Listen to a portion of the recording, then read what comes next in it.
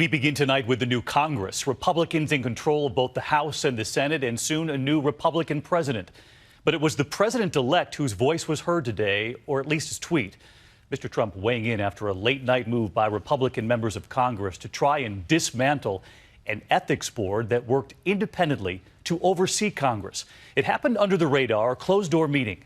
It made big news today, and Mr. Trump, who becomes president in just 17 days, sent a clear message to his fellow Republicans, and they listened. ABC's Mary Bruce leads us off from Capitol Hill. Tonight, Donald Trump urging Republicans to fall in line with his campaign promise to change Washington. It's called Drain the Swamp. We are going to drain the swamp.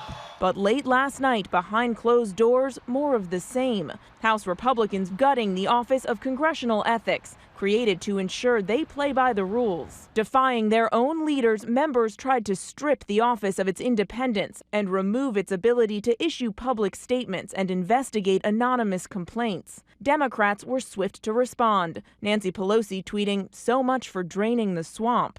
On GMA this morning, Trump advisor Kellyanne Conway defending the move. We don't want people mired in months, if not years, of ethical complaint reviews. But 3 hours later, a very different message from Trump himself via tweet. With all that Congress has to work on, do they really have to make the weakening of the independent ethics watchdog, as unfair as it may be, their #1 act and priority? Focus on tax reform, health care, and so many other things of far greater importance. Now under pressure, Republican lawmakers scrambling to respond, holding a last-minute meeting. Why change these rules right now? Let's see what happens in this meeting. 30 minutes later, an about-face, a unanimous decision to delay. The president-elect is criticizing this move. Did that play any role in the decision today?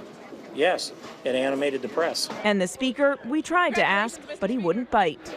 Mr. Speaker, what do you make of the delay of the ethics vote? You know me, I don't walk and talk. The episode overshadowing what was supposed to be a triumphant day, a new Republican Congress sworn in to work with the incoming Republican president. This is a once-in-a-lifetime opportunity. This is the kind of thing that most of us only dreamed about. Their to-do list ambitious, confirming Trump's cabinet picks, filling out the Supreme Court, and their top priority, getting rid of Obamacare. Also a top campaign promise of the president-elect, renewing that pledge at his glitzy New Year's Eve bash at Mar-a-Lago.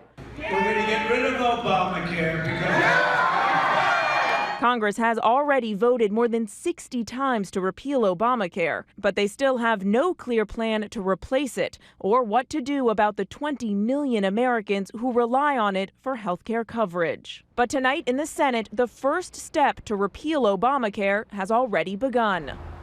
Mary Bruce with us live on Capitol Hill tonight. And Mary, the swearing in behind you there in just 17 days. And tonight we're learning who'll be standing there witnessing it.